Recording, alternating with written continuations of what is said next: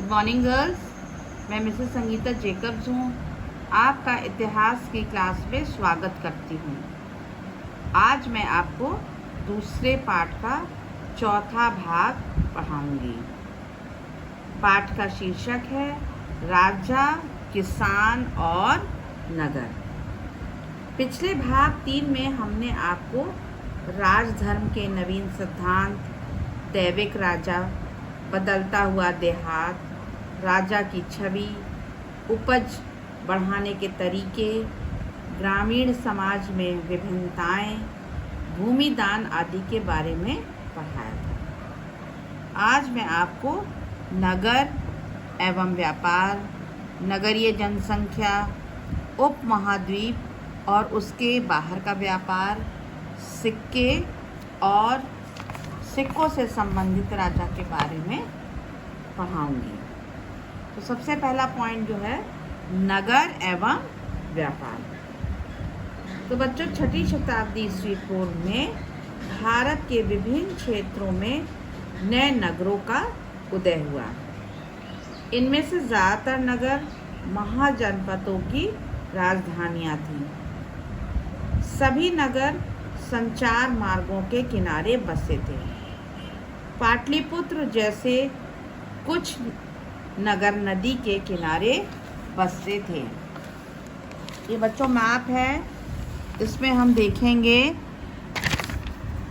ये पाटलिपुत्र बसा हुआ है जो कि नदी के किनारे है। और इसके साथ ही हम देखेंगे राजगीर, वैशाली, श्रावस्ती, कौशाम्बी, कन्नौज, मथुरा, ये सभी नदी के किनारे बसे हुए थे। उज्जैनी जैसे नगर भूतल मार्गों के किनारे बसे थे। ये उज्जैनी है यहाँ पर। फिर पुहार यहाँ आप नक्शे में देख सकते हैं। पुहार जैसे नगर समुद्र तट पर स्थित थे, जहाँ से व्यापार आदि हो सकता था आसानी से। मथुरा जैसे नगर व्यावसायिक, सांस्कृतिक और राजनीतिक गतिविधियों के प्रमुख केंद्र थे। तो ये मथुरा है जो कि व्यापारिक केंद्र था, और ये उज्जैनी है, और यहाँ पे पुहार है, ये भी व्यापार का एक प्रमुख स्थल था। दूसरा पॉइंट अब हम देखेंगे नगरीय जनसंख्या। तो इसमें हम देखते हैं कि जो अच्छे वर्ग के लोग थे, सम्भ्रांत वर्ग और शिल्पकार, राजा, शासक, ये सभी लोग किले बंद नगरों में रहते थे। खुदाई में इन नगरों से अच्छी श्रेणी के मिट्टी के कटोरे तथा थालियाँ मिली हैं, जिन पर चमकदार कलई चढ़ी हुई है। इन्हें उत्तरी कृष्ण मार्जित पात्र कहा जाता है। यह अनुमान लगाया जाता है कि ये बर्तन धनी लोगों द्वारा उपयोग में लाया जाया करते होंगे। इसके अलावा सोने, चांदी, कांस, तांबे, हाथी दांत, शीशे जैसे पदार्थों के बने आभूषण, उपकरण, हथियार, बर्तन आदि भी मिले हैं।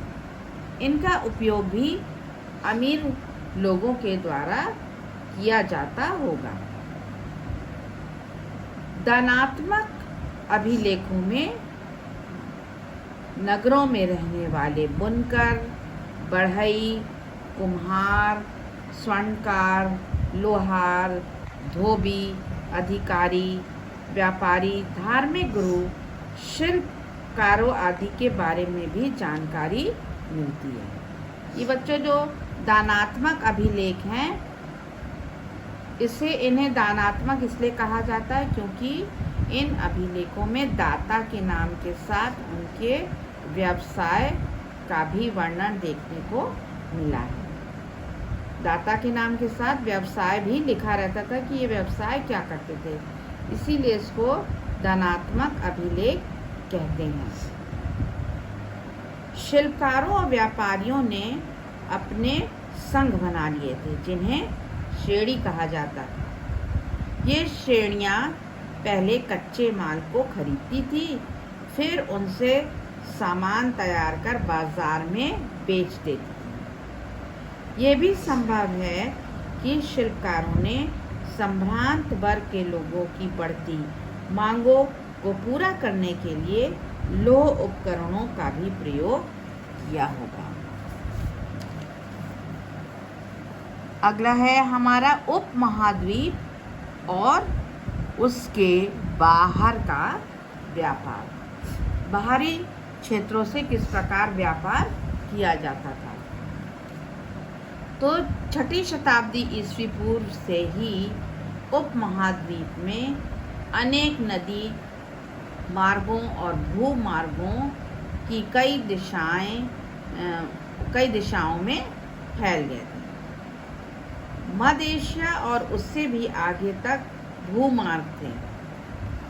समुद्र तट पर बने कई बंदरगाहों से जल मार्ग अरब सागर से होते हुए उत्तरी अफ्रीका, पश्चिम एशिया तक फैला था और बंगाल की खाड़ी से ये मार्ग चीन और दक्षिण पूर्व एशिया तक फैला हुआ था।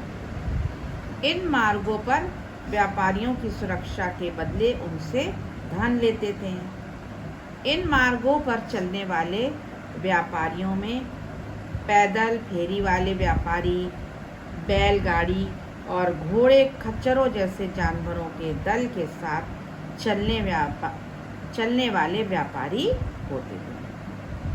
समुद्री मार्ग से लोग यात्रा भी करते थे, जो कि खतरनाक भी होती थी। नमक, अनाज, कपड़ा, धातु से निर्मित वस्तुएं, पत्थर, लकड़ी, जड़ी बूटी जैसे सामान एक स्थान से दूसरे स्थान तक नदी मार्ग एवं भूमार्गों के द्वारा पहुंचाए जाते थे।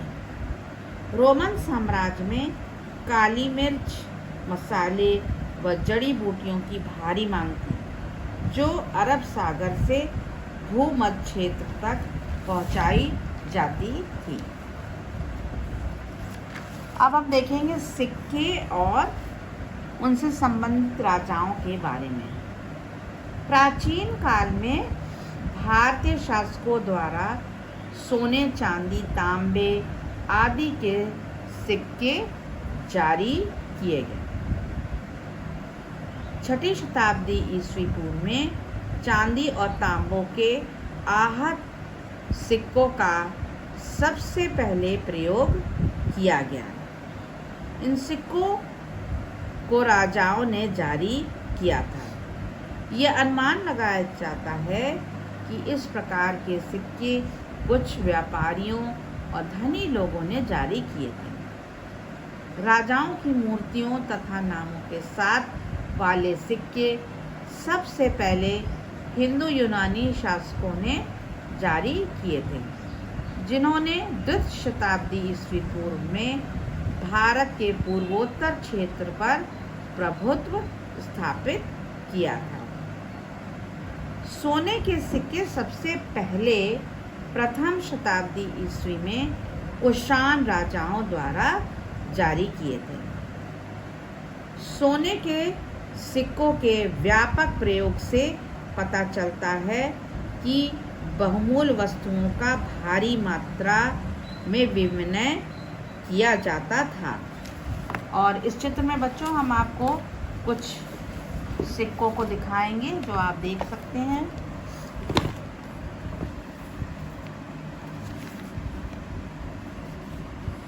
दक्षिण भारत के अनेक पुरास्थलों से बहुत से रोमन सिक्के मिले हैं, जो दक्षिण भारत और रोमन साम्राज्य के व्यापारिक संबंधों को दर्शाते हैं।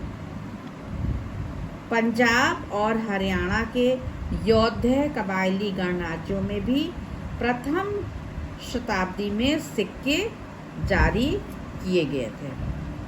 उत्खनन में बहुत से यौध्य सिक्के मिले हैं, जिससे पता चलता है कि इनकी व्यापार में बहुत रुचि और सहभागिता थी। तो ये बच्चों, ये एक यौध्य सिक्का है, जिसमें आप देख सकते हैं कि एक योद्धा जो है वो बना हुआ है। सोने के सबसे उत्कृष्ट सिक्के गुप्त शासकों द्वारा जारी किए गए थे। तो ये दो जो सिक्के हैं वो गुप्तकालीन सिक्के हैं। इन सिक्कों का प्रयोग दूर देशों से व्यापार करने में किया जाता था। 6वीं शताब्दी ईस्वी से सोने के सिक्के मिलने कम हो गए और इनके बहुत से कारण हमें देखने को मिलते हैं, जो हम देखेंगे। तो सबसे पहला कारण ये था कि रोमन साम्राज्य के पतन के बाद व्यापार में कमी आई। इससे राजाओं, समुदायों और प्रदेशों की संपन्नता क्षीण हो गई।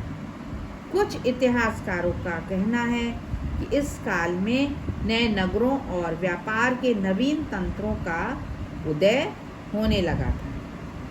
सोने के सिक्कों का मिलना कम हो गया था, परंतु अभिलेखों और ग्रंथों में सिक्कों का उल्लेख होता रहा। इसका अर्थ ये हो सकता है कि शायद लोगों ने इन्हें संग्रह करके नहीं रखा।